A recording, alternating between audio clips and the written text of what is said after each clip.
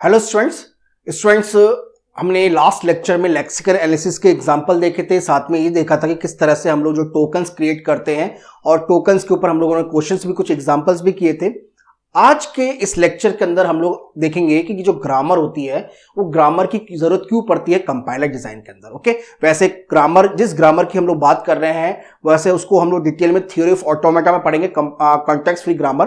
But generally जो grammar होती है उसको हम लोग क्यों यूज करते हैं इसके बारे में हम लोग देखते हैं। मैंने आपको लास्ट लेक्चर में बताया था कि इससे पहले के लेक्चर्स में कि कंपाइलर डिजाइन के अंदर हमारे पास जो फेस होते हैं, एक तो हमारा लेक्सिकल एनालाइजर होता है और सिंटैक्स एनालाइजर होता है। तो लेक्सिकल एनालिसिस का जो वर्क होता है कि वो टोकन्स को क्रिएट करना होता है। देन इसके बाद जो नेक्स्ट फेस होता है हमारा सिंटैक्स एनालिसिस होता है। तो सिंटैक्स एनालिसिस के लिए हमें स्ट्रीम ऑफ टोकन्स को एज अ इनपुट जो है सिंटैक्स एनालिसिस में फीड करना पड़ता है। बट इससे भी पहले हमको ग्रामर की जरूरत पड़ती है। ओके, तो ग्रामर जो है आप स्ट्रीम ऑफ टोकन्स को क्रिएट करने के बाद उससे भी पहले आपको ग्रामर को फीड करना पड़ेगा सिंटैक्स एनालिसिस में, क्योंकि तभी हम जो है किसी भी तरह की अगर हमें एरर आती है हमारे वेरिएबल्स डिफाइन में या किसी भी तरह की डेफिनेशंस के अंदर किसी भी वेरिएबल को डिफाइन करने में या फिर किसी भी स्टेटमेंट के अंदर, तो उसको हम लोग चेक कर सके by using our grammar. Okay, तो स्टूडेंट्स इन लेक्चर्स में जैसा कि मैंने आपको बताया कि हम लोग जो है एक पूरी सीरीज बना रहे हैं। तो इसके लिए अगर अभी तक आपने पहले के लेक्चर्स को नहीं देखा है उनको आप देख लीजिएगा, क्योंकि एक पूरी की पूरी हम लोगों ने जो प्लेलिस्ट है वो एक के बाद हमारी जो सीक्वेंस है। तो अगर आपको ये नहीं पता है कि किस तरह से स्ट्रीम ऑफ टोकन्स क्रिएट होते हैं तो इसके लिए आप पहले के लेक्चर्स को जाकर देख लीजिएगा। वो हम लोगों ने प्लेलिस्ट में डाल दिया, ऊपर इवन कार्ड्स में भी आपको मेंशन हो रहा होगा, शो हो रहा होगा।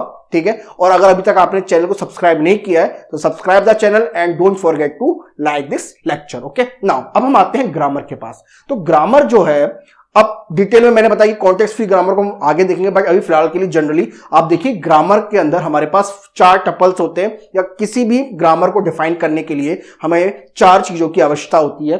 One is V, T, P and S. Now what is the meaning of V? V is the variables और द नॉन टर्मिनल्स। मैं आपको एग्जांपल भी शो करूंगा एक ग्रामर के एग्जांपल को दिखाने के लिए, और नेक्स्ट लेक्चर में हम लोग इसके एग्जांपल देखेंगे।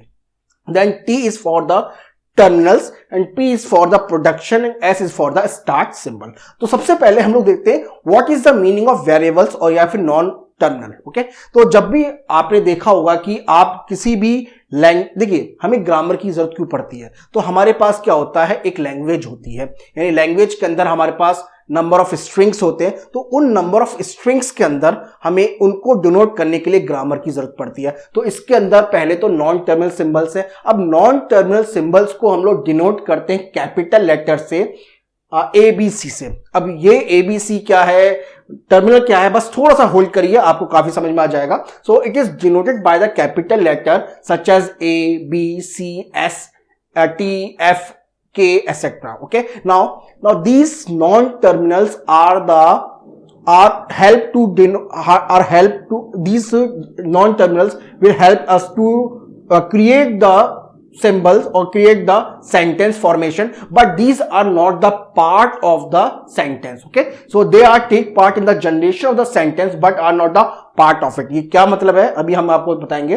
इसके अलावा जो नेक्स्ट सिंबल होता है उसे हम लोग कहते हैं टर्मिनल सिंबल्स और द टर्मिनल ओनली। तो these are denoted by the small letter A, B, C, और इसको जो है ये कंप्लीटली हमारे सेंटेंस के पार्ट होते हैं। जैसे अभी हम लोग देखते हैं कि हमारे पास एक ग्रामर है। फॉर एग्जाम्पल मैं ग्रामर आपको शो करता हूं। S is AB, capital A is denoting the A and capital B is denoting the B। ठीक है, अब देखिए पहले तो मैं इस ग्रामर के जो 4 टपल्स हैं उनमें क्या क्या है इसको हम लोग देखते हैं। तो देखिए यहां पर लेफ्ट हैंड साइड में इस प्रोडक्शन, देखिए these are nothing but the production, these are nothing but the production, ये हमारे प्रोडक्शन के पार्ट हैं।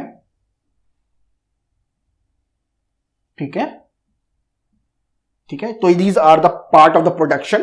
तो S is your start symbol. Now left hand side में हमारे पास जो सिंबल है कैपिटल लेटर्स में, these are known as the variables और the non terminals. So V is having the, हमारे पास कितने वेरिएबल्स हैं और या कितने नॉन टर्मिनल्स हैं, S, A and B. Okay, now terminals क्या है हमारे पास? अब देखिए, तो हमारे पास जब भी हम लोग किसी भी लैंग्वेज के अंदर वर्ड को फॉर्म करते हैं या स्ट्रिंग फॉर्म करते हैं तो वो उसमें हमारे पास केवल स्मॉल लेटर्स होते हैं। तो we have only 2 small letters और the terminal these are a and b. और हमारे पास जो स्टार्ट सिंबल है, तो हमारा सेंटेंस का फॉर्मेशन कहां से स्टार्ट होगा? तो देखिए, इसको डिटेल में हम लोग पर्सर में पढ़ेंगे, पर्स ट्री में, तो बस वहां पे आप लोग क्लियर हो जाएगा ये काफी कि ये कैसे ये ग्रामर की हमें जरूरत क्यों पड़ती है। ठीक है, तो इस तरह से आपके पास ये सेंटेंस हो गया। ओके, तो अब आपके पास चारों आपने डिफाइन कर लिया, आपके ग्रामर के 4 टपल्स थे, variables, non terminals, production and a start symbol.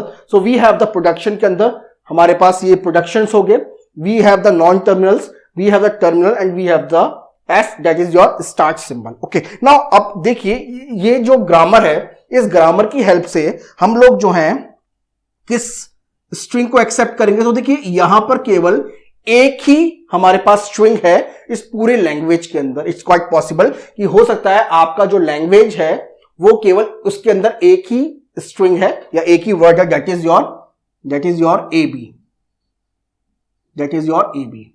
Okay, तो ये जो है, this is your string and this is also your word. Okay, अब हो सकता है तो ये जो वर्ड फॉर्म हो रहा है, it is your finite language. तो इसके अंदर हम लोग, तो लैंग्वेज भी 2 तरह की होती है, एक तो फाइनाइट लैंग्वेज होती है, एक इनफाइनाइट लैंग्वेज होती है।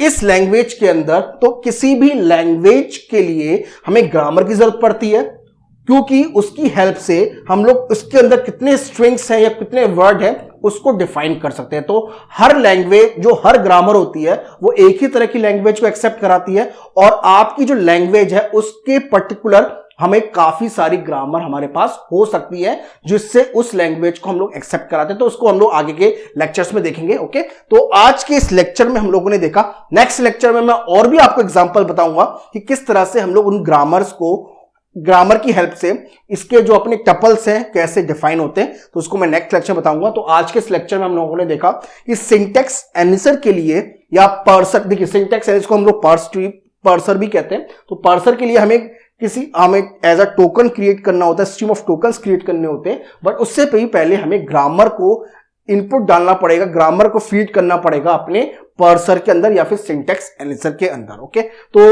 अब नेक्स्ट लेक्चर में मैं आपको काफी सारे एग्जांपल्स बताऊंगा, 2-3 एग्जांपल हम लोग देखेंगे और साथ में देखेंगे कि कैसे जो ग्रामर है, ग्रामर के अंदर जो हमारे जो टपल्स हैं उनका क्या रोल है, क्योंकि आपको इनको समझने के लिए, पूरे सब्जेक्ट्स को समझने में जो क्वेश्चंस आते हैं उनका बहुत बड़ा रोल होता है, और उसके आगे हम लोग फिर पार्सर के आगे डिस्कस करेंगे। ओके, तो स्टूडेंट्स, आज के इस लेक्चर में हम लोगों ने ग्रामर डिस्कस किया, टर्मिनल्स क्या होता है, नॉन टर्मिनल्स क्या होता है, इनको डिस्कस किया, और आगे के लेक्चर्स में हम लोग और भी डिस्कस करेंगे।